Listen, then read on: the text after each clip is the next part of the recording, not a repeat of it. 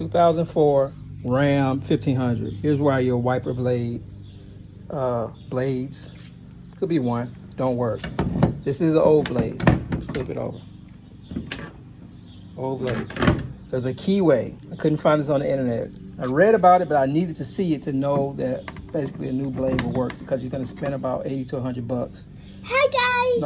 No, 80 to 100 bucks in store. Probably cheap on Amazon, but you know, if you don't have time, you have to order, you know, from the store.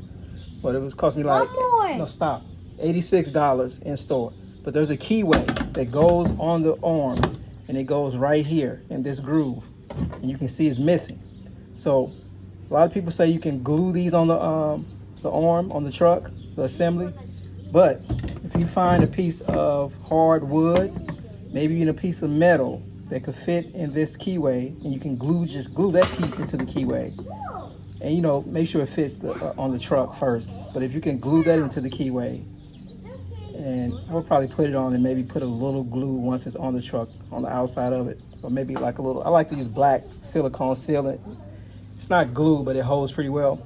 Once you get this on the truck, this arm goes over the gear and holds it down. But as the blades rotate, this gear is what makes it not slip. These gears inside, or splines inside of here, are plastic. They wear down.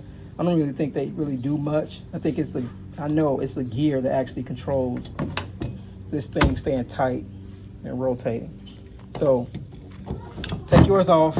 If it comes off easily, then you're probably missing the gear. Now, when you buy the replacement, these are the replacement part numbers. These are from AutoZone.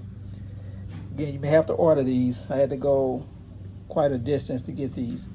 But when you get the replacement parts, I don't know if it's just with the cheap parts or what, you may have to use a hammer to hammer these onto the truck because it's pretty tight.